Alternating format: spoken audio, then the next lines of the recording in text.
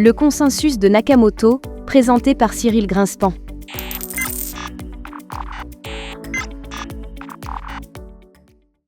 À dire vrai, lorsque le papier fondateur du Bitcoin a été rendu public, le 31 octobre 2008, sur une liste de diffusion pour cryptographes avertis, il ne s'agissait que d'un fil nouveau sur un forum, assez rapidement fermé par le modérateur du reste.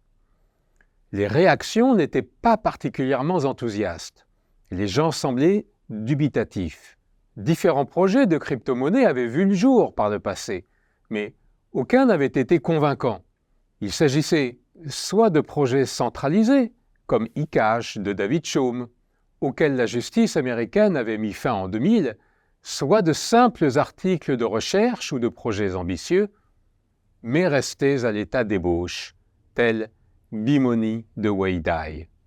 Si les gens étaient sceptiques, c'est qu'aucun de ces projets n'avait réellement pu interdire les attaques dites à la double dépense que nous allons voir bientôt dans le contexte de Bitcoin. De telles attaques, si elles sont possibles, détruisent toute confiance dans le réseau. À dire vrai, le succès de Bitcoin tient en partie à la présence d'Alfiné, un cryptographe américain réputé, présent sur cette liste de diffusion, qui a trouvé l'idée de Satoshi Nakamoto intéressante et a commencé à correspondre avec lui. C'est du reste à l'une de ces discussions que l'on doit l'expression blockchain.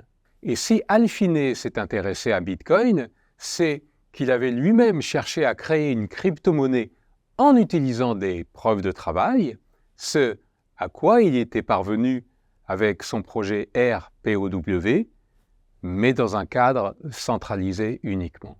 Commençons par quelques définitions avant d'aller plus loin. Un bloc Bitcoin est un triplet XYD tel que f de x/y/d inférieur à 1 sur d. Décrivons chacun des termes et symboles présents dans cette équation.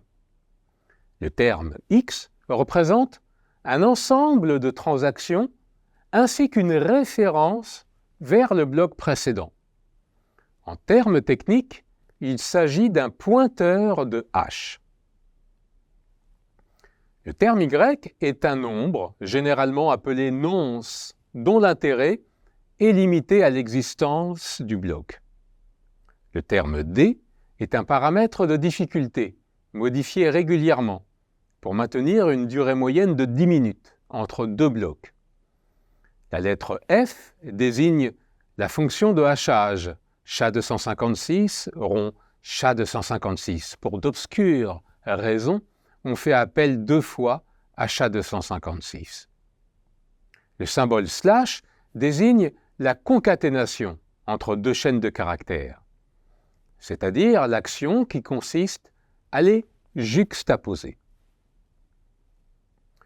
Une chaîne de blocs, B0, B1 jusqu'à Bn, est une suite de blocs où B0 est le bloc Genesis miné par Satoshi Nakamoto, et pour tout i strictement positif, le bloc BI fait directement référence à B indice I-1.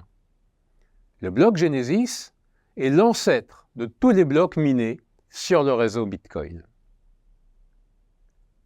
Ainsi qu'il est vu dans une autre vidéo, la blockchain officielle, ou simplement blockchain, s'il n'y a pas de confusion possible, est la chaîne de blocs la plus solide, ce qui, en pratique, correspond à la chaîne de blocs la plus longue.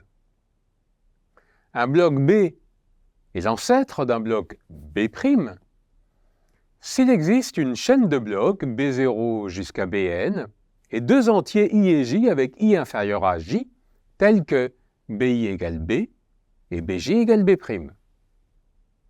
Un bloc B est dit orphelin si c'est un bloc miné à l'aide d'une preuve de travail comme un bloc normal, mais qui ne fait pas partie de la blockchain officielle du Bitcoin. Il est donc normalement ignoré par le réseau Bitcoin. Supposons que la blockchain officielle de Bitcoin soit B0 jusqu'à Bn, où B0 est le bloc Genesis et n est la hauteur de la blockchain. Un fork est par définition une suite de la forme B0, BI, B', I plus 1, B'M. Cette chaîne a une hauteur égale à M et partage ses I premiers blocs avec la blockchain officielle du Bitcoin. Ce fork n'est pas nécessairement public. Par contre, s'il l'est et que M est strictement plus grand que N, alors tous les nœuds du réseau reconnaîtront ce fork comme la blockchain officielle et il y aura donc une réorganisation qui pourra être importante si M est très grand devant N. Dans le cas contraire, si M est inférieur à N, alors ce fork sera ignoré par les nœuds du réseau. Tous les blocs B'I plus 1, B'M seront alors considérés comme des blocs orphelins. Venons-en maintenant à la notion de taux de hachage. Le taux de hachage H d'un mineur est le nombre de hash qu'il est capable de calculer en une seconde. Si grand H est le taux de hachage de l'ensemble du réseau, nombre de hash que l'ensemble des participants est capable de calculer en une seconde, alors le taux de hachage relatif du mineur est par définition petit h sur grand H.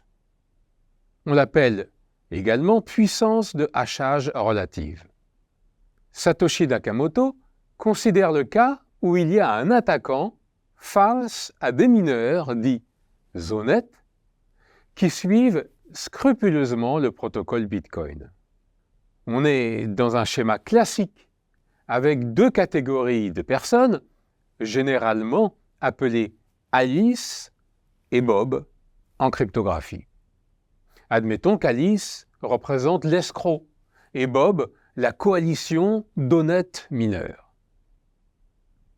On note petit p, la puissance de hachage relative des honnêtes mineurs, Bob, et Q, celle de l'attaquant ou attaquante, Alice. On a donc P plus Q égale 1. Ces notations sont celles de Satoshi Nakamoto dans son papier fondateur. Quelle que soit la stratégie d'Alice, chacun des compétiteurs cherche constamment à miner un bloc. Notons grand T, respectivement grand T', le temps mis par Bob, respectivement Alice, pour trouver un bloc.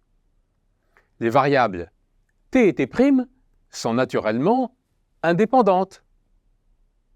Tout le temps passé à miner en vain n'aide en rien le mineur à orienter ses recherches vers une solution possible. Il n'y a qu'une seule façon de procéder, par force brute, en testant des solutions possibles aléatoirement, dont le nombre est très très grand. Autrement dit, la probabilité que Bob passe encore T secondes avant de trouver la solution, sachant qu'il a déjà cherché en vain pendant petit s secondes, est exactement la même probabilité que s'il se mettait juste à chercher une preuve de travail. Autrement dit, on a probabilité d'avoir grand T plus grand que else plus T, sachant grand T supérieur à else, est égale à la probabilité d'avoir grand T plus grand que petit t. Cette condition exprime le fait que grand T suit une loi dite exponentielle. Notons alpha son paramètre et alpha' celui de T'. La densité de probabilité, f indice grand T, pour grand T, est donc f indice grand T de petit t égale alpha fois exponentielle de moins alpha t. Et de même pour T'. D'après une propriété des lois exponentielles, on a donc l'espérance de grand T égale 1 sur alpha et espérance de T' égale 1 sur alpha'.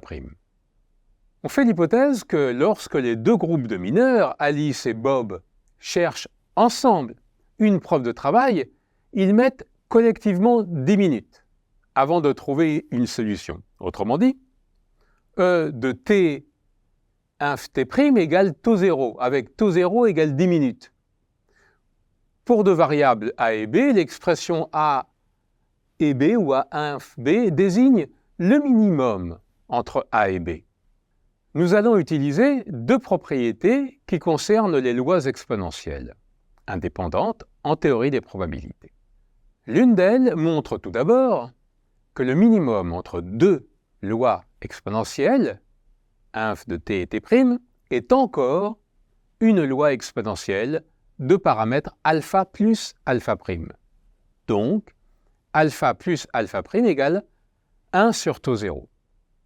Une autre propriété donne les probabilités de découvrir un bloc en premier. Probabilité d'avoir t inférieur à t' égale alpha divisé par alpha plus alpha', et de même probabilité d'avoir t inférieur à t' inférieur à t égale alpha' divisé par alpha plus alpha'. Par ailleurs, si d est le paramètre de difficulté, nous avons vu qu'il faut calculer en moyenne dh avant de trouver une solution. Donc, avec les notations données plus haut, on a h fois l'espérance de grand T égale petit d, h' fois espérance de t' égale petit d, et grand H fois l'espérance de l'inf entre t et t' égale aussi petit d. Il est facile d'en déduire alors les égalités suivantes.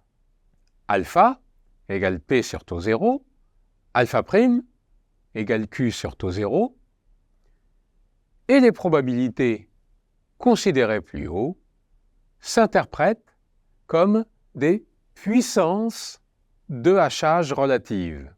Probabilité d'avoir T inférieur à T' est égale à T, et probabilité d'avoir T' inférieur à T est égale à Q.